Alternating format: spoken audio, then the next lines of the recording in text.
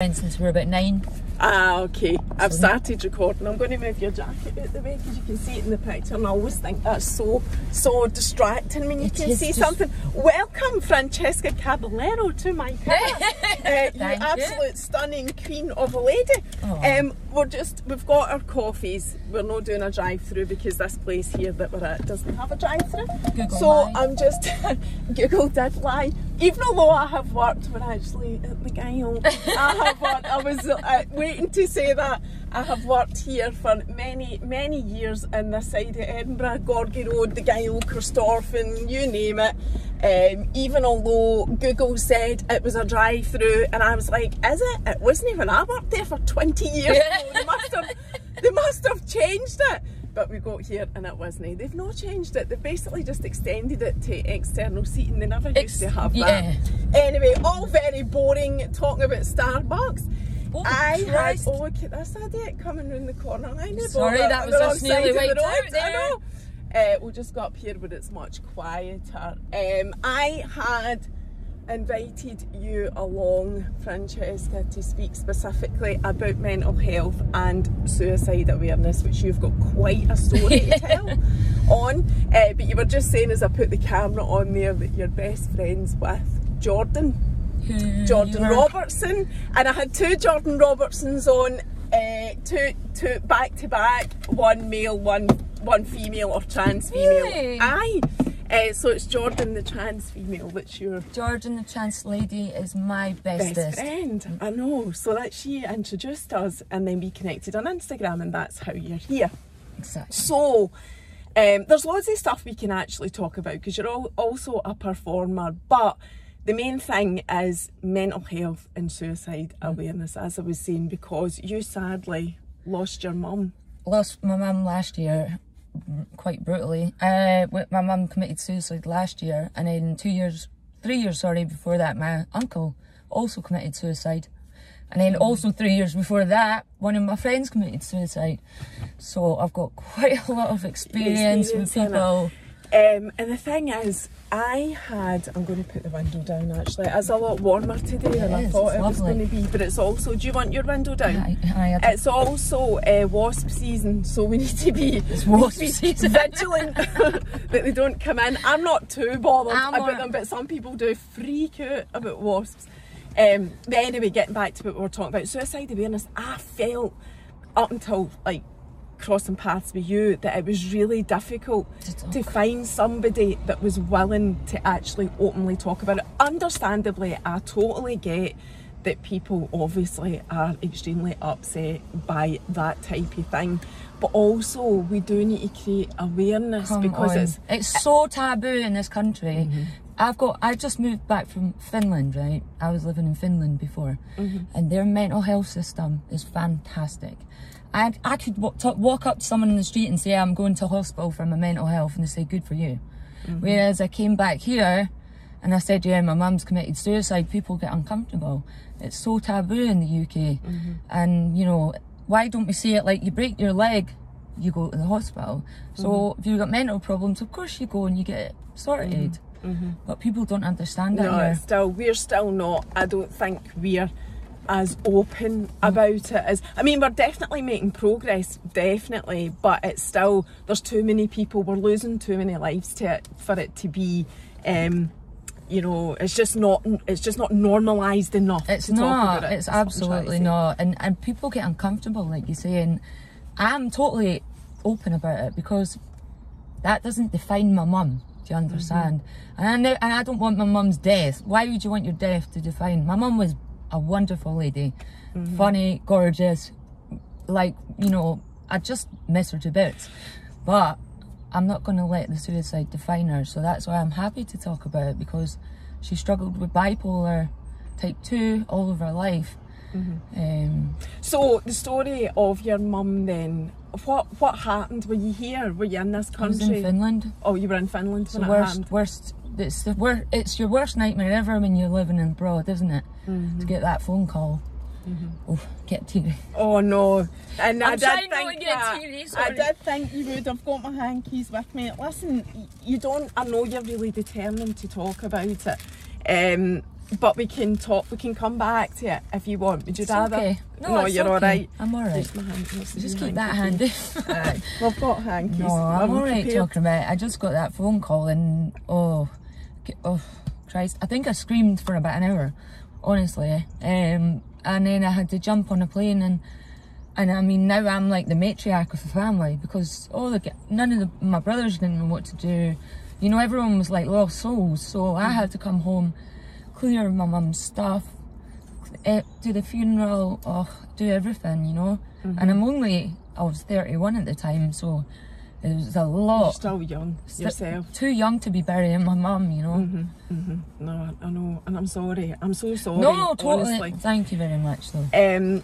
So talking about the mental health and the lead up to it, had you been in contact with your mum? So rather than talk about actually what happened, why don't we talk about the circumstances and things that affected her? I don't know any of the story, so this is completely new to me. It's not as if I told you not to tell me before we came here. So this is all new, exactly. Fresh. But I mean, she'd been struggling. She'd tried it before, a couple of months before, and she'd been struggling, and she'd been in the crisis mental health team, had been helping her.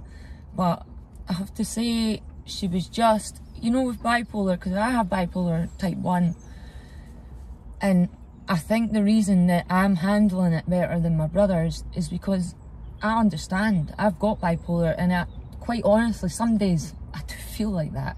Suicide does cross my mind, you know, because I've got 7 pets now, because I've got my mum's animals and my 4. You know, and sometimes I just feel like banging my head off a wall because it's very stressful, but I have to think of the bigger picture, do you know what I mean? And my mum was just so stressed, so she had a big house to look after by herself, and I think she just had enough. She waited until my brother was out so no one could stop her. So, because she was determined, that she was a determined woman, so if she got something in her head, that was it, you know. And I'd begged my mum on the phone to stay. Did you speak to your mum beforehand? I was so close to mum, but I begged my mum not to do anything silly, you know. But bipolar is very strong, the pull is strong, and you got to understand it's chemical imbalance, so you're not, it's like, the only way I could explain it is it's like looking through blinkers. It's like you see things differently. So she was really bad. She had the crisis team up. She had tried to hang herself a few times, and then eventually the one night that my wee brother went away, and then sadly my wee brother had to find her. So he's totally traumatised, of course, but it's just so sad for my mum because she was such a bright and, you know, life of the party type of person. So did she have the bipolar her whole entire life? Was she diagnosed? I mean, I think you do have it your whole life anyway, but yeah, no, it can normally, it comes out if there's a traumatic event, like, because sometimes people, like for instance me, I never had mania. Do you know what mania is? It's when you go it's the word, it's the verb of manic, is that right? Yes. So when you you got hypomania, which is just running around a little bit, but mania can be like psychosis, running around thinking you're going to be the next business mogul, you know, running around like that. And I normally have to get hospitalised because I've got bipolar type 1. So my mum was really up and down in mania, depressed, mania, depressed. But I have to say one thing is that I don't think she was given the right pills. I was just going to ask you that. That was my next question, because obviously I'm asking you when she was diagnosed with the bipolar. She was 15. Right. So I'm assuming that she was on medication which kept it manageable for most of the time. I don't know, correct me if I'm wrong. But then when she did actually take her own life, what was it that caused that chemical imbalance? Had she not been taking her medication? Exactly. So that's just I found a box full of the pills that she'd popped out and just put in a box, so that was pretty heartbreaking to find that. But at the end of the day, I'm very much a person where I loved my mum to pieces, but I also see that she was her own person, and I have to respect that. I know that sounds strange, but I respect, it was her decision and she did that and it broke my heart. Oh, but I've got to respect that, you know. And do you think there's anything that could have been done Oh. or better done? Like, for instance, being in Finland, for me, it changed my whole life. That's why I'm so happy to talk about it. And I like, when I went back to Finland, I've got terrible dark humour. I went, after burying my mum, I went back to Finland and everyone's going, how was that? I was like, oh, worst holiday ever. You know, and everyone looked at me like I was mental. But anyway, in Finland, they have, in the doctors, they have like a little screen and it's got mental health button. It's emergency mental health. Anyone can walk in, press a button and get an appointment with a psychiatric nurse. That's absolutely fantastic. So people don't get to the crisis point because it's so accessible. Whereas here there's waiting lists. I mean, I've still not actually seen my psychiatrist here. I've just been spoken on the phone. So that's what's lacking. But you know yourself, the NHS just doesn't have the funding. How long have you been back from Finland? I've sort of been moving back and forth since last September. And how did you end up there? Why Finland? My ex was Finnish. Oh, right, so you just moved over there? I'd been there for a couple of years, yeah, but he was quite abusive, so glad to be. So you're out of that relationship. Yeah. Are you okay? I'm okay, yeah. My mental health hasn't been great, to be honest. I've been signed off and a couple of times, and you know, but what I do is I really understand, like, rest is so important. People don't understand, like, this, especially I've noticed the difference in Scandinavia to the UK, that we work till we drop here, you know, and you can't do that. You've got to take a break. You've got to look after yourself, and that's what's missing here, is we don't have that.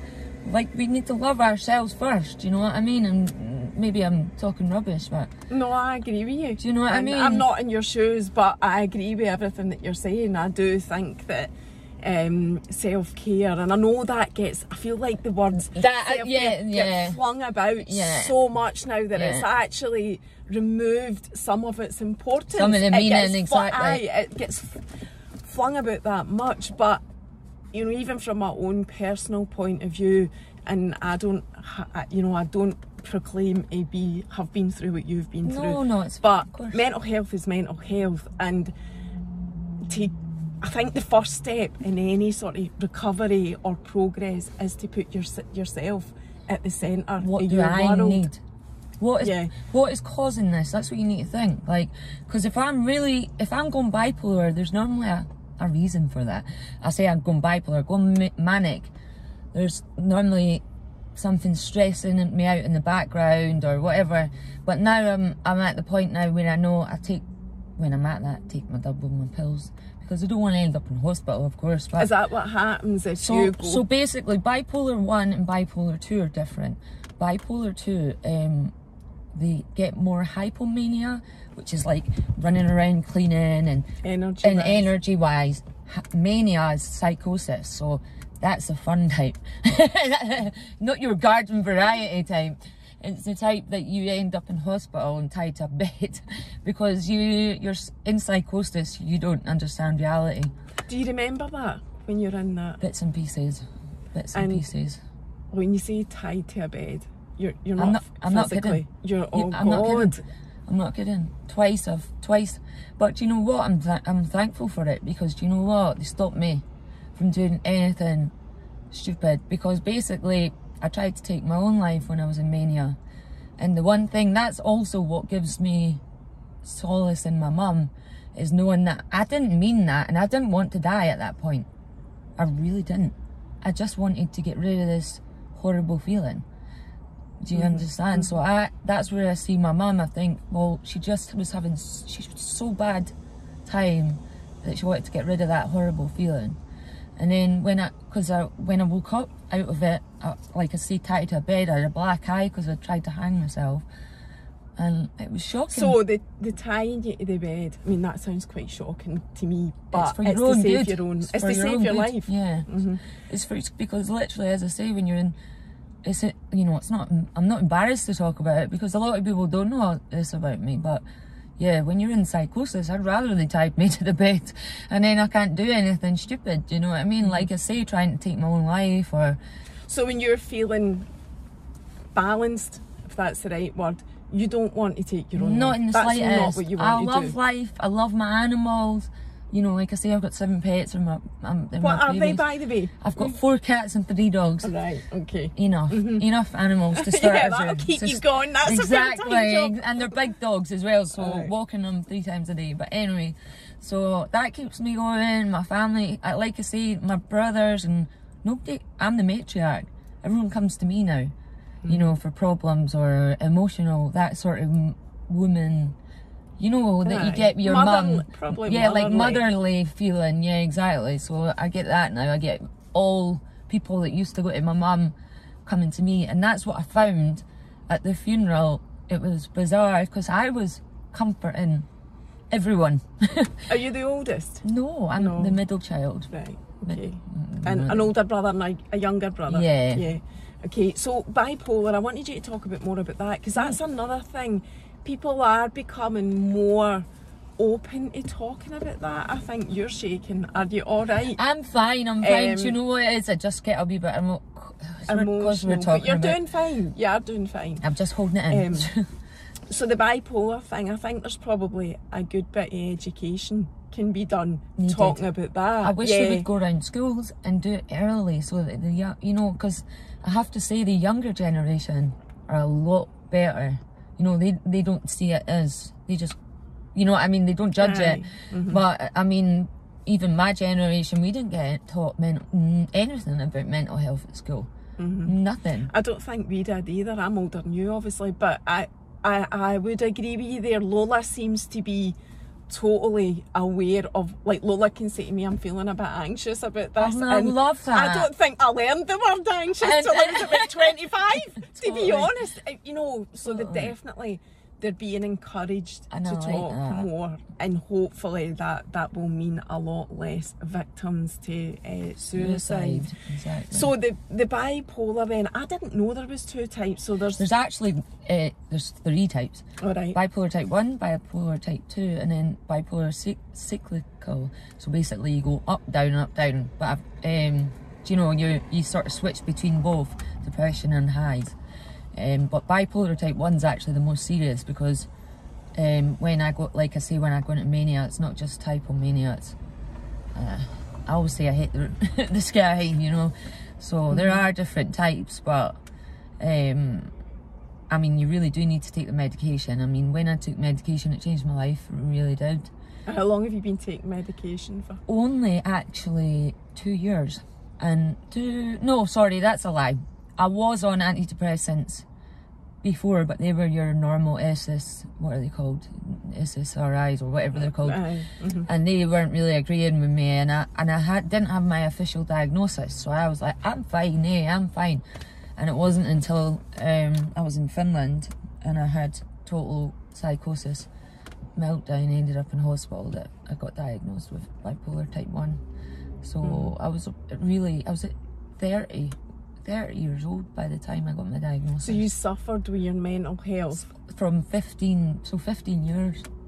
Until they were able to diagnose you. And now you're on the medication that's changed your life. Changed my life.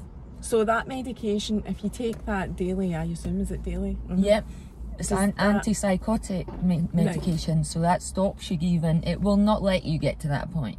If you keep taking them, you can't get high. So that's why I do it, because some people with bipolar actually enjoy the high because they get a lot done. But for me, I hate it because I'm anxious and you get horrible thoughts and it's not a nice feeling. So for 2 years you've been able to keep that completely balanced, your emotions?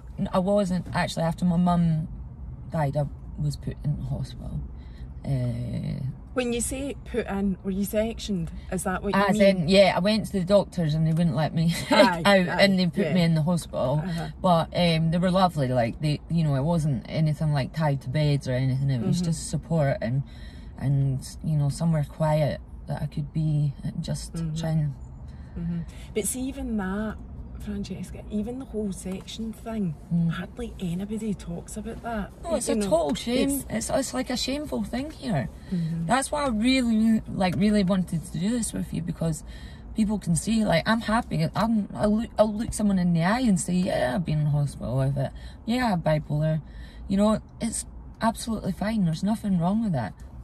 No, I know, and we do need more people to say it. So what does day-to-day life look like for you now? How do you cope? What do you do? You know, what's your advice as well to people that are struggling? Advice: go to the doctors and demand an appointment with some sort of psychiatrist and get you on meds, because the meds have changed my life, like I say. And I'm not saying that it'll be the same for everyone, but give it a go. Do you know what I mean? And if you're getting high, if you're bipolar and you get mania, tell someone, because then they're going to watch over you, and if you get too far, they'll take you to the doctors. How do you know, Francesca? How do you know if you're... Because there might be people out there, that's what the issue is, and they don't even know. They don't know, so it's called pressure talk. So it's like talking like this all the time, and you've got, you know, like pressured speaking. That's a sign of it. That's a sign. Or having grandiose ideas, like, I want to start businesses every time I get mania. I'm going to be the next, you know, whatever, Steve Jobs. I'm laughing, but I'm not laughing. I know, it's just the way you're saying it. But, you know, I'm sitting here thinking, oh God, like, some of the things, I don't think I'm bipolar, but, you know, I can relate to it. I'm like, you know, I can get quite excitable and whatever, but what is the difference from somebody like me getting excitable, hyperactive, and knowing the difference between that's actually normal, that's all right, you can be excitable and hyperactive, to the point of no, that's no normal? Like, wait, what's the difference? The difference is the anxiety. All right, so you would feel... You're anxious constantly, you're like a ball of anxiety, so you've got all these ideas plus all this anxiety inside you. Right, okay. So you're just running around like you know, you drive recklessly, and there's a big, you know, I've also got ADHD, so I'm generally a hyperactive person, but the difference is, like I say, the anxiety, because, or the worry, or the grandiose plans. That, to me, in my brain, I understand that, because when I'm excitable and excited or whatever, there's no anxiety there. That's when, and a lot of the time there is, that's when, you know, you're so excited, excuse me, that you're just, you know, that's what's driving you. But they're, you know, if I was, like, I couldn't do that if I was anxious, is what I'm trying to say. If I was anxious, I would be like, oh no, I can't barely even speak when I'm anxious. So that kind of makes sense. And maybe that would help somebody by you saying that's what it's like. So you're hyper and anxious at the same time. Hyper and anxious, lots of ideas, driving recklessly, just being reckless in general, because you just, you know, it's like another person takes over. That's how I feel like sometimes. But like I say, I'm so on the ball with my medication now that I've not had any, touch wood, any, you know, mania or psychotic episodes since then. So, and I'm also on a new antidepressant that a lot of people don't get here, because I got it in Finland. It's actually used for stopping smoking here, but it works as an antidepressant and a ADHD pill. So it's just like, I've got that as well, so that sort of sorted me out. But I would say advice for anyone that's struggling: talk to people. It's nothing to be embarrassed about. You know, you need to open up, because what's it they say? A problem shared is a problem halved. And that's what you think. You've said about the self-care as well, putting your... I hate you saying that now, because I know it's got bad connotations to it. But I do know exactly what you mean, like putting yourself... You sound so, like, streetwise and sensible, and, you know, for what you've been through, you're completely on a very good path, for what I can see, are you? I feel that, but that's because I'm bipolar. I've coped, it's strange, but I've coped with my mum's suicide better than everyone else, because I know how she felt. So, and also I didn't really have the time, or I couldn't lay and cry.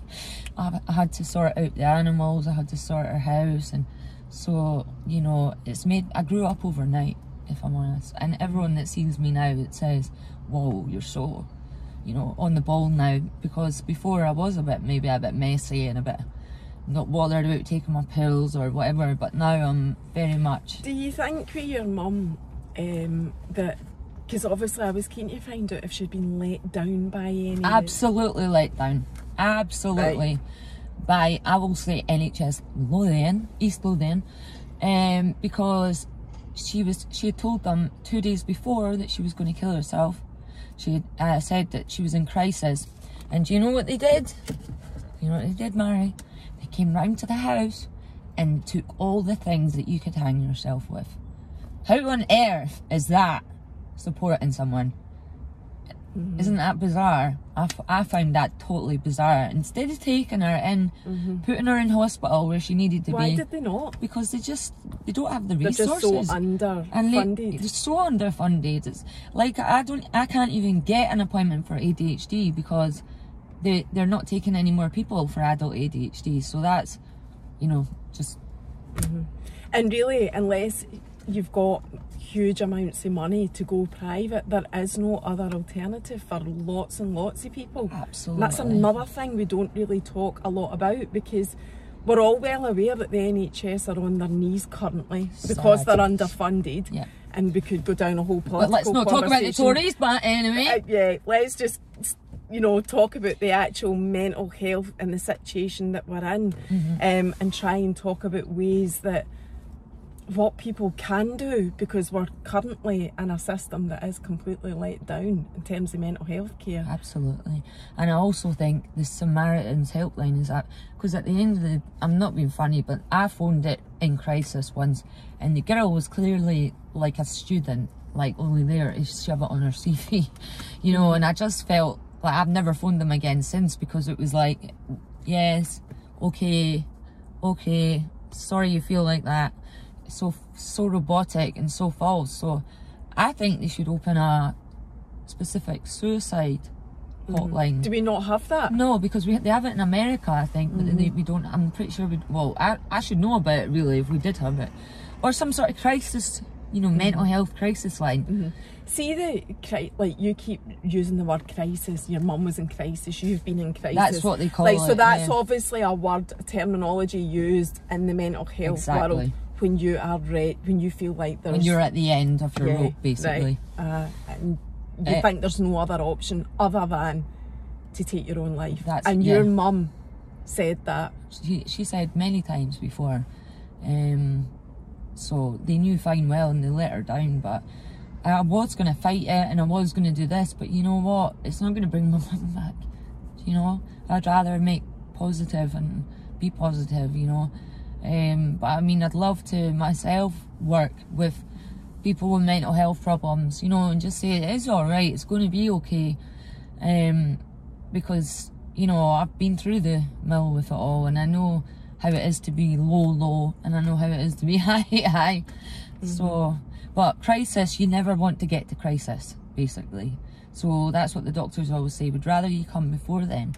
But people are so shy that they don't come until they're in absolute crisis mode. And that's the problem here as well. I suppose that's a big message for you then, is that seek help, speak to somebody early. Before you get to the point of crisis. Because I'm thinking here, once you get to crisis, what is the chances of being able to do something at that point? I think they say in bipolar, when you're in, don't quote me on this, but it's about 80% chance more of taking your own life when you're in mania. That's how bad it is. So, you know, don't get to that point. And not just bipolar, people with anxiety, people with depression, go to the doctor and make them listen, you know, and if they don't listen, go to another doctor. But do it, you know. And see, when you're at that point, like, as you say, crisis, right, and you can't, so let's just assume you can't get to a doctor at all. Who are the other people that you can reach out to? You've said about Samaritans, I know you've had a bad experience with them. but they're there. They are a number if you get the right person to speak to. But they say they're not allowed to give any sort of advice in the slightest, so they just say yes, yes. So they're just there no, to no. listen to you. Yeah. Right, okay. What else is there? There is a lot of mental health charities, because I've shared them before. Are there any that you're aware of that you've used that are at the other end of a phone that can do something? Not that. Honestly, not that I know of. The only one that I know is Cruise, which is bereavement. I tried to get that for my brother, and that was just a nightmare as well. It just feels like you say, it's all the underfunding for all these things. Even the charities are struggling. Even the charities are struggling, but there needs to be something needs to give, and you know, they need to do some sort of suicide hotline, you know. So something more for mental health.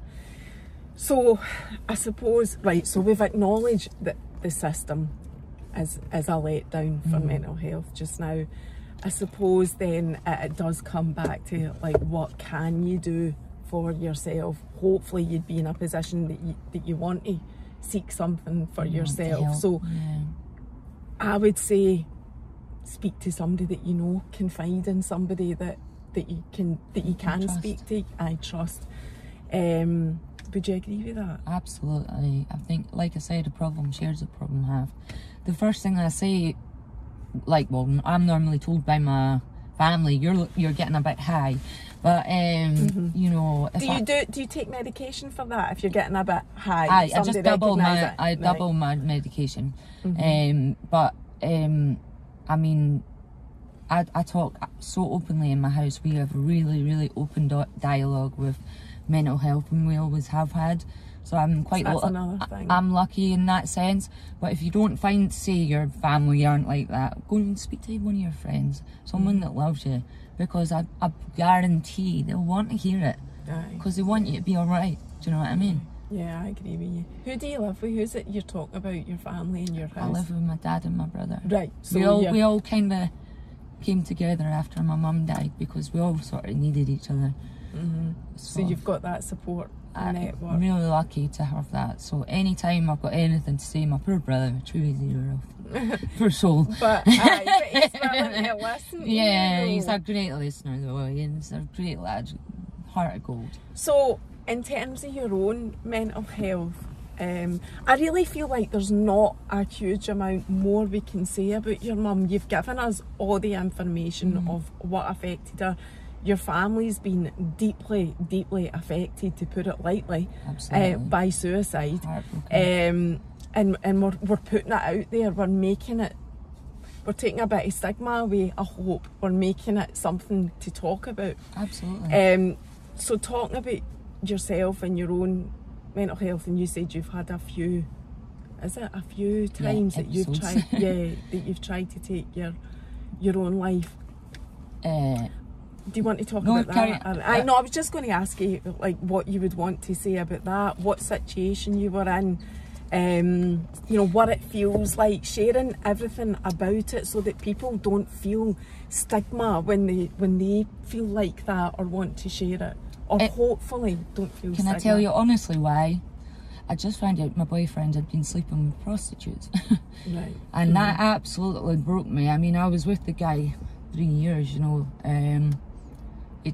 I instantly went into mania because I was heartbroken. You know how you are. And I said, yeah, I'm just going to the toilet. Went to the toilet with a belt, and I mean, I was probably that close to dying, because it wasn't it was the neighbour and my ex kicked the door down and finally got me, and I was unconscious, and then I woke up in the hospital tied to the bed, in total psychosis. So.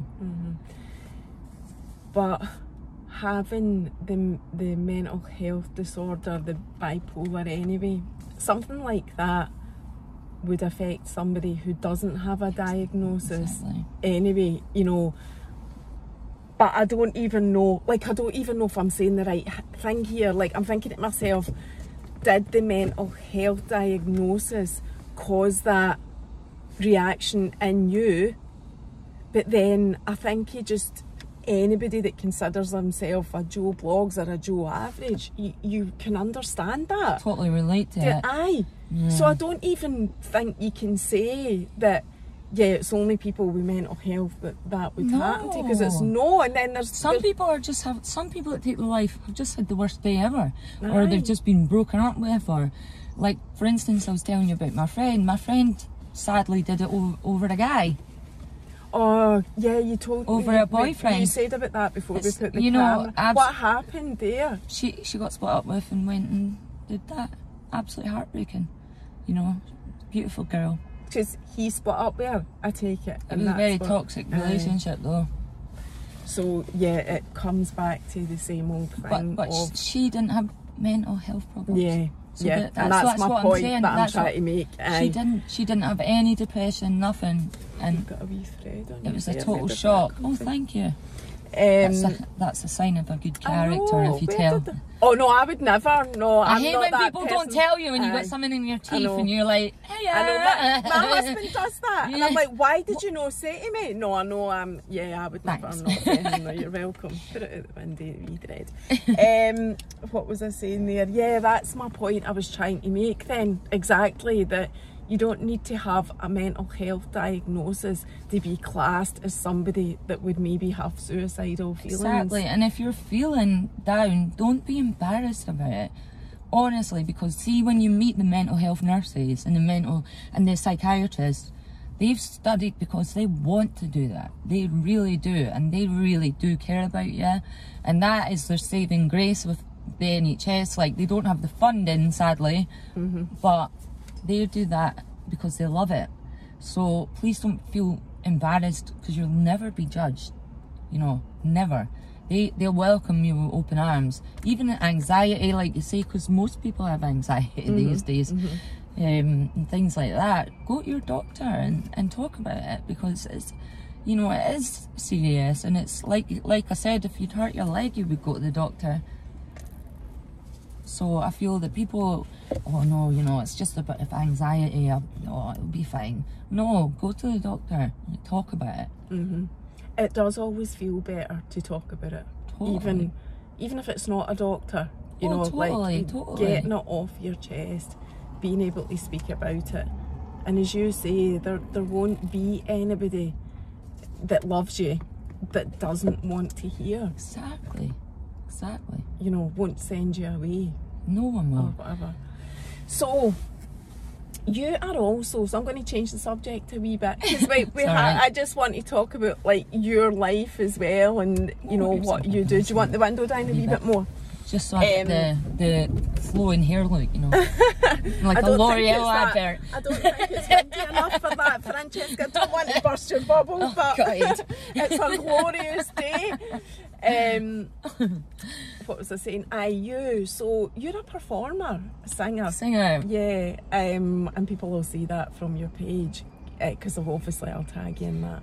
And you've also performed or wrote a song for a BBC programme. Yeah. So, I mean, there's hardly anything on your Instagram page, do you know, but I managed to get that from it. Yeah, so basically, because honestly my mental health was so bad for so long that my confidence was really, really low. But the last couple of years I've really, since I've been on the right meds and had the right support, my confidence has grown. So I'm kind of getting more out there now. I've got a second song. I know, I saw that. I'm going to release that in the next few weeks. So I'm totally buzzing about that one, because it's called Without You, and obviously I just split up with that. I say tonto in Spanish. Well. I won't even ask you to translate it. I get it.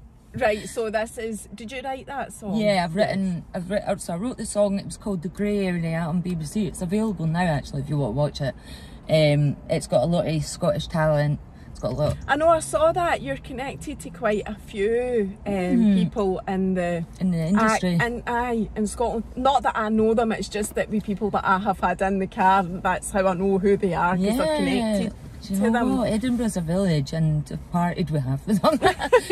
Well, as we've just identified, before we turned the camera on, we know the same people. Yeah, Mary knows my cousin. Because, as I said anyway, I worked in this side of Edinburgh for many, many years, and it feels, it's the usual story when you come back, you feel like you've never been away. I feel like I'm actually starting to go into my Edinburgh accent. I feel like I said that to Jordan when I was speaking to her as well. I feel like I'm starting to... You'll be getting what I mean. Aye, Barry, and that, stuff like that. But I am digressing. How did you get into that then?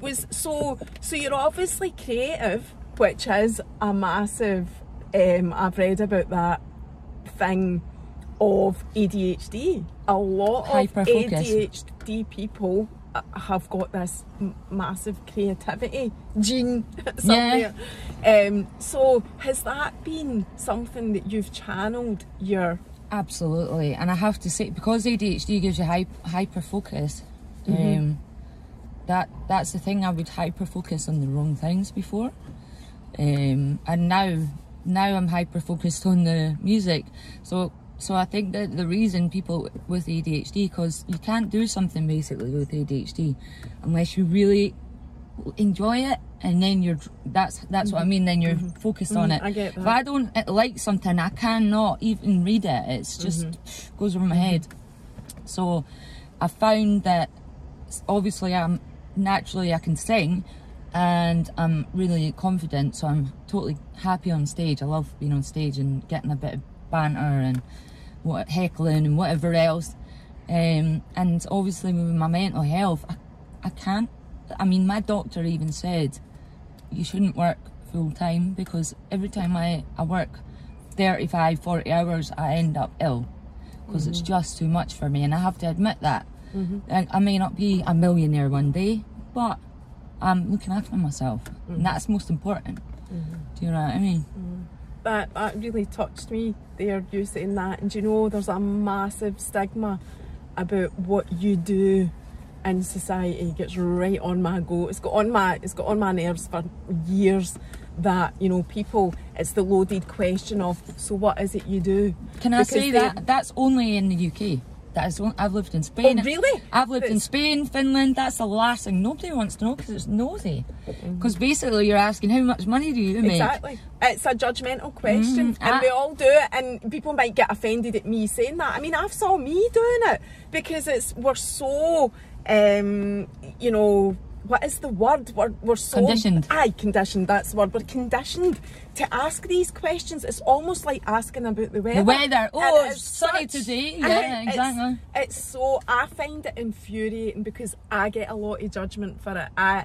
You know, I work for my husband, I left my job, blah, blah, blah. I'm not going to say what, because I get slagged for saying it all the time, but I get people ask me, what do I do? And if I say, well, I work for Keith's business, I do stuff for him, people are judging that. Absolutely. Not everyone, not my friends, not the people who you've know. not got a full-time job? Oh, so you're a lady of leisure. Fucking when was it leisurely? Being a ma, running a house, working for my husband. Doing this. I mean, I did Barney with him just last night about invoices. As you do. You know, it's fuck's sake. But it's so, if you're not saying that you're in the I'm getting totally carried away. No, go for it. If you're not saying that you're not in the 9-to-5 Groundhog Day way of life, and I know there's loads of people who do that. I'm not throwing shade. I'm not throwing shade at it. But what I'm saying is, that's not for everybody, and that doesn't make you normal, because that's what society is driven. And a lot of the people that are in that 9-to-5 do not want to be there. A huge majority of people. So I think as a society we need to get away from that, away from, oh, what is it you do? Oh, right, so you don't work 9-to-5, sitting at a desk, whatever.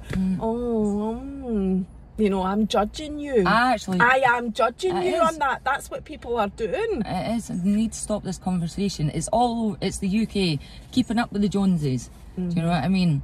And that is a problem. It's like, what do you do? I get my income from different streams. I'm a hustler. I prefer, honestly, I like to hustle. I'm a hustler. All right, do it. Because people are like, how are you? How do you have money? I'm like, I sell vintage clothes. I perform. You don't need to justify it. I've got few streams of income, and that's perfect for me.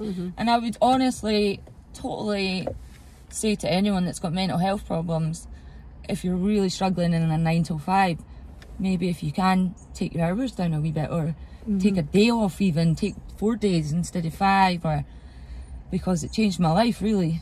Changed how there's something that's never been said before, do you know that, in this car, Francesca? It's never been said that if, you know, you're struggling with anything, whether it be mental or maybe physical health, people are more willing to say it, like you say, if you've got a disability, a physical disability. When you can see it. Then, yeah, well, I worked 3 days because of that, or I worked 4 days. But nobody would ever say or think about saying, and see, to be honest, it's the reason that I walked out of my job. I'm quite open about that as well. Were you struggling with your mental health at and the time? I just had a baby, and I might have been on this postnatal depression spectrum. I'm open about that. And now the thought of going back to a 9 to 5, because people often say to me, would you go back? Go back to the bank. It's not that I love the people, I love the social side. It's nothing to do with the people. The stress and anxiety was off the scale. The pressure. It was starting to present itself physically. I was getting shingles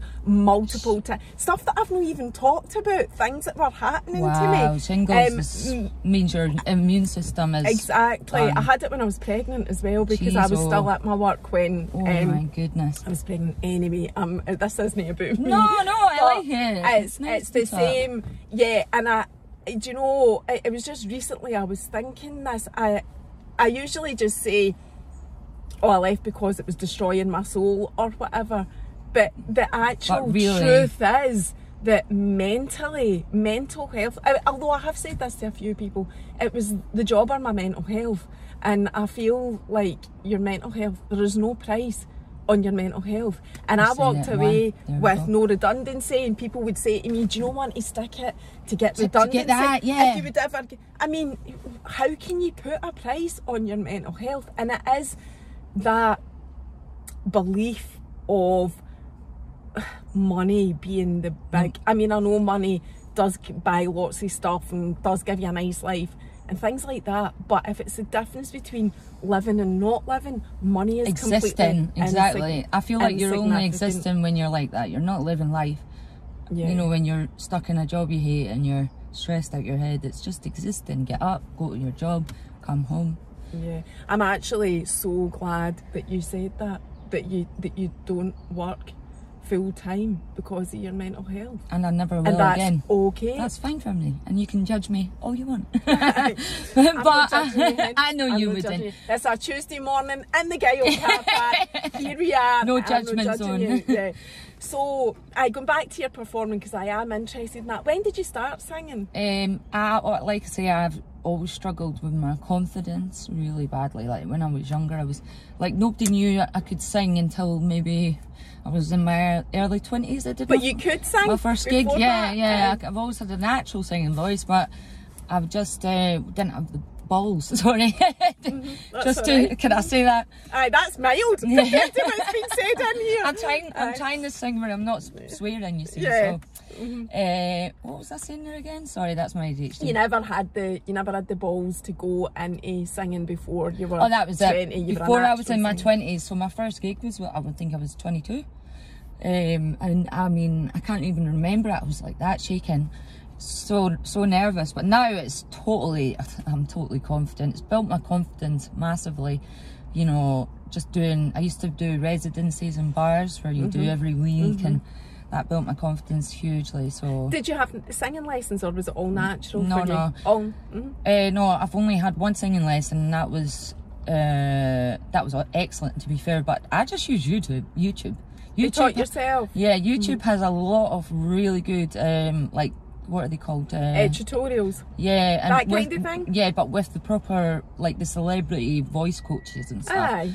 So I do that a lot, but this is me now concentrating on getting more music out there. So, like I say, I'm gonna release an EP. I've got one song. How did you get into that? Right, how did you get into being? Is it signed? Would you have been signed? I'm not signed. I actually was newly signed last year by Universal, 2 years ago, sorry. But that's another story I won't go into. But one thing I will say, oh, I'm out the camera, sorry. I know, you keep going further back. One thing I will say is that in the music industry that there's a lot of perverts, sorry, but it's very male driven, and I've been, basically, every producer bar 2 has tried it on with me. I would say again that is quite common for the corporate world, and it is the corporate world. Same? Oh yeah. Well, the music industry is a male-driven environment, whether we like it or not. Many of these big organisations, corporations are. And again, this is something that I have talked about before. It is something that is prevalent in these organisations. If you're a female that's coming into the mainly male-driven, I'm not saying it applies to everybody, but in my experience, that's what I've experienced. I've experienced it. I mean, I got to the point where if I was meeting a new producer, I would wear no makeup and go in my trackies. That's brutal, which is ridiculous. I shouldn't have to do that, you know. But I have to say, I'm not slagging off my producer, Mark. Mark for a shot. He used to be, do you know the band Hue and Cry? Of course I do. Yeah. I grew up with him. Yeah, I was born in the 70s, well, so I know Hue and Cry. I love them. Really? Well, I don't know them personally, obviously, but I know I know who you mean. That's amazing. He was a drummer. Looking for Linda. He was a drummer. Do you want to meet him? I just want to come for a chat. That'd be amazing. So I met with, again, it's a small world. I know people he knows and things like this. So he produced my song that you heard for the BBC. And he is also, we've done a new song that's kind of ska style, and it's very upbeat, and I'm dead proud of it, if I'm honest. Good, so you I'm should dead be. proud of it. It's everyone says it gets stuck in their head, so that's good. So me and Mark are sort of working on that, but at this moment in time, we're really just working together. No signing, because see, if you get signed by a producer, what they do is they give you an advance, and everyone's like, woo, money, I'm rich. No, but that's tied to it. Yeah, that's a loan, and you have to pay that back. So I would rather, me and my producer, we just get in the studio, record, and we can do what we want with it, really. And he's just so, he puts so it's a collaboration. Yeah, and he's great. I mean, he hears things that I don't hear, and you know, he's got brilliant ideas. Oh, don't tell him that though, because he'll think, I know, I hope he doesn't watch this, because he's going to be like, oh no. But we've got a great working relationship, so that's kind of brilliant about that. I've always got that. And you've got a song coming out, so that's really taking up your focus, which is a good thing. Is that helping you along? Day-to-day life. I try to focus on that, and just writing more music, really. But I mean, sometimes, like with ADHD, like I say, it's like either I'm on or I'm off. So I have to be right into it one day, or I do get that. I get it totally. I think I'm on the spectrum as well. A lot of what you're saying, I totally relate to. See, so like moving forward, I'm conscious we've only got like 5 minutes. It's alright. What's your plans then? Is it music that you want? I'm only asking because you've got ambition. That's the only reason I'm asking. I wouldn't usually ask somebody, so what are you planning for the future? Because again, it sounds like a loaded question, but I'm only asking you because you're into your music and I think you might have ambition. So I'd like to ask you about that. My absolute goal would be to have something in the charts. Doesn't have to be even near #1. If it was number 40, I would celebrate, honestly. But that's my goal. So that would be is that the iTunes charts now? That's the big thing. Yeah, because I'm an old woman, right? You need to explain that. It's not top pops anymore. No, I know it. What's it? The top 40? I was just going to say that's me showing my age now. And a Sunday night, the top 40 used to be. I know, but that's not a thing now, is it? No, or is it? Is it on a Sunday night? It's not on anymore. Oh. So it's the iTunes, it's the downloads or the listens or whatever. I just want to, we just love that. So your single that's coming out, when's that out? We've not got an exact date yet, but it should be next month. Right, okay. Well, we'll collaborate for this anyway, but I'm following you anyway. People will be able to see it, but also I'll share it when it comes out, obviously. But no, I am terrible at self-promotion, so like really bad. Right, well, you need to get over that. Yeah, that's what I'm saying. Jordan's like, come on now. Jordan's always pushing me, yeah. I know, I saw you did a live with her a few weeks ago. You were talking about a podcast, actually. We're starting a podcast. Are you going to do that? Good. I was going to ask you I forgot about that, sorry. My brain. No, that's fine. So when are you doing that? So, we're going to do it down in my house in Cullen. I've set up a little area. Studio? Yeah, we've got a little green screen and everything. But wow. But it's going to be called Tits and Teeth.